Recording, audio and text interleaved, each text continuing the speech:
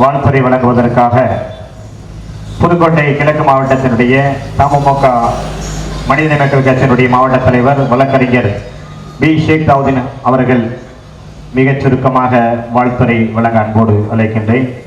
அவர்களுக்கு மாவட்ட சபையினுடைய தலைவர் இன்றாரி ஹதரத் அவர்கள் இப்பொழுது பொன்னாடை போர்த்தி கௌரவிப்பார்கள்.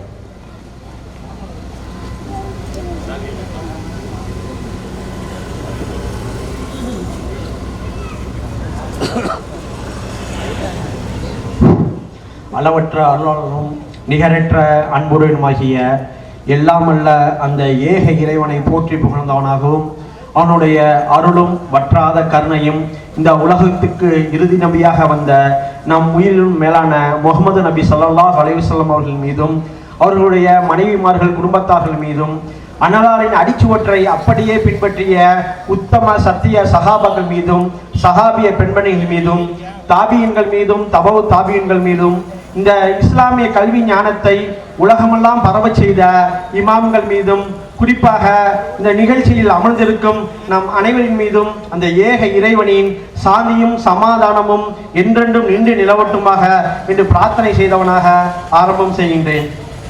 புதுக்கோட்டை மாவட்ட ஜமாத் உலமா சபை நடத்தும் இந்த சமூக நல்லிணக்க மாநாட்டிற்கு தலைமை தாங்கியிருக்கும் மௌலவி கே மீரான் கனி இம்தாதி அவர்களுக்கும் இதில் இந்த நிகழ்ச்சியில் கலந்து கொண்டிருக்கும் அனைத்து உலமா பெருமக்களுக்கும் இந்த நிகழ்ச்சியிலே கலந்து கொண்டிருக்கும் கோட்டைப்பட்டினம் ஜமாத் நிர்வாகிகள் மீதும் அனைத்து இளைஞர்கள் மீதும் என்னுடைய சலாத்தை தொடங்கினேன். அஸ்ஸலாமு அலைக்கும் வரஹ்மத்துல்லாஹி தஆலா பரகாத்துஹு.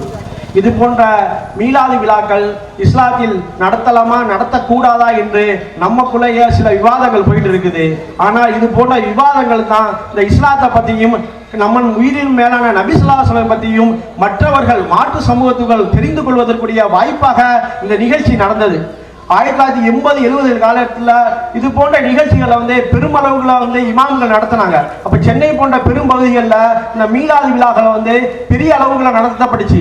அப்போ என்ன செய்வாங்கன்னா திராவிட முன்னேற்ற கழகம் காங்கிரஸ் போன்ற கட்சிகளுடைய தலைவர்கள் அந்த கூட்டத்தில் கலந்துக்குருவாங்க. அப்போ கலந்துக்கிற போகும்போது என்ன செய்வாங்கன்னா இந்த மீலாது விழாவில் பேசுறதுக்கு நபி ஸல்லல்லாஹு அலைஹி வஸல்லம் அவர்களை பற்றியும் நம்முடைய இஸ்லாத்தை பற்றி அவங்க படிக்க ஆரம்பிச்சாங்க. படிக்க ஆரம்பிச்சு அதை மீலாது விழாக்களில் பேச போகும்போது இந்த நம்ம தமிழகத்தில் ஒரு சமூக நல்லிணக்கம் நிகழ்வதற்கு இந்த போன்ற நிகழ்ச்சிகள் ஒரு காரணமாக இருந்துச்சு. நம்மளே பரிகாசத்தை வச்சு நபி ஸல்லல்லாஹு அலைஹி வஸல்லம் புகழையை பற்றி நம்ம மார்க்கத்தை பற்றி பேசுறதை விட இது போன்ற மீலாது விழாக்களை வச்சு அதாவது பெரிய பெரிய தலைவர்களையும் நம்மளுடைய தொப்புள் கொடி உறவாக இருக்கிற அனைத்து சமூக மக்களை இங்க வரவழைச்சு இந்த இஸ்லாத்தை பத்தி பேசும்போது தான் இந்த இஸ்லாமை பத்தி அவங்களும் தெரிஞ்சுக்கிறாங்க. இந்த தமிழகம் ஒரு அமைதி பூங்காவாக இருக்குது. நம்ம இன்னைக்கு அடிச்சு சொல்றோம் வடநாட்டுல எவ்வளவு பிரச்சனைகள் இருந்தாலும் தமிழகம் ஒரு அமைதி பூங்காவாக இருக்குது, சமூக நல்லிணக்கமாக இருக்குது. காரணம் என்னன்னா இது போன்ற விழாக்கள்ல ஒரு தாய் மக்களை கலந்து கொள்வதுதான் இந்த நிகழ்ச்சிகள் காரணமா இருக்குது. இது போன்ற நிகழ்ச்சிகளை உலமாக்கள் அதிகமாக நடத்தி இந்த இஸ்லாத்தை பற்றியும் நபி ஸல்லல்லாஹு அலைஹி வஸல்லம் புகழை பற்றியும் நம்ம இஸ்லாமிய மார்க்கத்தை பற்றியும் அனைத்து சமூக மக்களும் தெரிஞ்சுக்கிறதுக்கு இந்த ஜமாத் உலமா தொடர்ந்து இது போன்ற நிகழ்ச்சிகளை நடத்த வேண்டும் என்று கேட்டுக்கொள்கிறேன். அதே போல இந்த இஸ்லாத்தை பற்றி நிறைய பேர்கள் புரிதலாக இல்லை. ஒரே ஒரு சம்பவத்தை மட்டும் நான் சொல்லி விடைபெற விரும்புகின்றேன். 2013 ஆண்டு நினைக்கிற தமிழகத்துல சட்டமன்ற கூட்டம் நடந்துகிட்டு இருக்குது.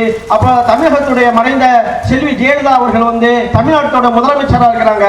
அப்ப சட்டசபையில பேசும்போது ஏடிஎம்கே சேர்ந்த ஒரு அமைச்சர் பேசுறாங்க. எப்படின்னா ஜெயலலிதா அவர்களை மறைந்த ஜெயலலிதா அம்மையாவை புகழ்றதுக்கு எப்படி பேசுறாங்கன்னா இந்துக்கள் எப்படி ராமரை வணங்குறாங்களோ, கிறிஸ்தவர்கள் எப்படி இயேசுவை வணங்குறாங்களோ, இஸ்லாமியர்கள் எப்படி முகமது நபியை வணங்குறாங்களோ அப்படின்னு அவர் பேச ஆரம்பிக்கிறாங்க. அப்ப மனிதநேய மக்களின் சார்பாக உள்ள சட்டமன்ற உறுப்பினர் மறைந்த அஸ்லாம் பாஷா அவர்கள் எந்திரிச்சு அதை அப்ஜெக்ஷன் பண்ணும்போது ஜெயலலிதா அவர்கள் அதாவது முன்னாள் முதல்வர் ஜெயலலிதா அவர்கள் கேட்கிறாங்க, ஒரு அமைச்சர் பேசும்போது சட்டமன்ற உறுப்பினர் எந்திரிச்சு அப்ஜெக்ஷன் பண்ணக்கூடாது, உங்களுக்கு என்ன பிரச்சனைன்னு கேட்கும் போது அப்ப அஸ்லாம் பாஷா எம்எல்ஏ சொல்றாங்க, நாங்க இஸ்லாமியர்கள் முகமது நபி நாங்க வணங்கவே இல்லை, நாங்க வணங்குறது அல்லாஹ்வை மட்டும் தான் வணங்குறோம், முகமது நபி எங்களுக்கு தூதர்னு சொல்றாங்க. இதை ஏன் இந்த சம்பவத்தை நான் இன்னைக்கு சொல்றேன்டா, இந்தியாவில் 50 ஆண்டுகள் ஆட்சி செய்யக்கூடிய திராவிட கட்சிகள் பெரும்பாலான அமைச்சர்களுக்கு இஸ்லாமியர்களோட நம்ம வழிபாடே என்னன்னு தெரியல. இது எவ்வளவு ஒரு கவலைக்குரிய விஷயமா இருக்குது. நம்ம முகமது அதாவது 6 கோடி மக்கள் தமிழகத்தில் வாழ்றாங்கன்னா அல்ல 1 கோடி மக்கள் இஸ்லாமியர்கள் வாழ்றாங்க. இந்த இஸ்லாமியர்கள் யாரை வணங்குறான்னு கூட ஒரு பெரிய தலைவர்களுக்கு தலைவர்களுக்கும் தமிழகத்தை ஆட்சி செஞ்ச ஒரு தலைவர்களுக்கும் தெரியாம போயிடுச்சு. இது காரணம் என்ன? நம்ம தான். நம்ம என்ன செய்யணும், நம்ம மார்க்கெட்டை வந்து நம்மளுக்குள்ளேயே சுருக்கிக்கிட்டோம். இது போன்ற நிகழ்ச்சிகள்ல அந்த மாதிரி தலைவர்களை அழைச்சி இந்த போல இஸ்லாத்தை பத்தி பேசும்போது தான் அனைத்து மக்களுக்கும் இது போன்ற செய்திகள் கொண்டு சேர முடியும். அடுத்ததாக போதை ஒழிப்பு பத்தி நம்ம ஒரு பேரணி இன்னைக்கு நடத்தியிருந்தோம். அது வரவேற்கத்தக்க பேரணி. இன்னைக்கு அதிகமான இளைஞர்கள் என்ன செய்யறாங்கடா, இந்த போதை பழக்கத்தில் அடிமையா இருக்கிறாங்க. இஸ்லாம் என்ன சொல்லுதுன்னா, மதுவானது அனைத்து தீமைகளுக்கும் தாய் என்று சொல்லுது. ஆனா இன்னைக்கு இந்த கிழக்கு கடற்கரை பகுதியில் பார்த்தோம்னா அதிகமான இளைஞர்கள் என்ன செய்யறாங்க, அனைத்து விதமான போதைகளுக்கு அடிமையாக இருக்கிறாங்க.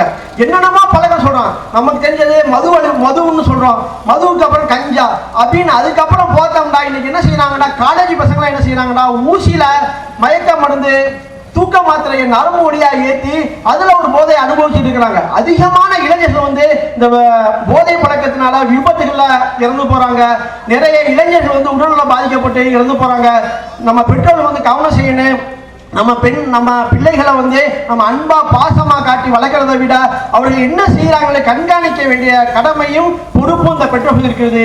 என் மகன் வந்து திருச்சியில படிக்கிறான், சென்னையில படிக்கிறான், என் மகன் நல்லவன், என் மகனுக்கு எந்த பழக்கமும் இல்லைன்னு எந்த பெற்றோர்களும் தன் பிள்ளைகளை நம்பாம ஒவ்வொரு பெற்றோர்களும் பெண் பிள்ளைகளை எப்படி கண்காணிக்கிறோமோ அதை விட கூடுதலாக ஆண் பிள்ளைகளை கண்காணித்து எந்தவித தீமை பழக்கத்துக்கும் இல்லாமல் நம்ம பாதுகாக்க வேண்டிய பொறுப்பு இந்த நம்ம சமூகத்துக்கு, இந்த உலமாக்களுக்கு இருக்குது. இது போன்ற நிகழ்ச்சிகளை தொடர்ந்து இந்த உலமாக்கள் நடத்தி இது இஸ்லாத்தை பற்றியும் அன்னலாரை பற்றியும் இந்த உலகம் அறிய இந்த ஜமாத் உலமா இது போன்ற நல்ல நிகழ்ச்சிகளை தொடர்ந்து நடத்த வேண்டும் என நல்ல நிகழ்ச்சியை நடத்த வேண்டும் என கூடி வாய்ப்புக்கு நன்றி கூறி விடைகின்றேன். வாஹித் அல்ஹம்துலில்லாஹி ரப்பில் ஆலமீன். அஸ்ஸலாமு அலைக்கும்.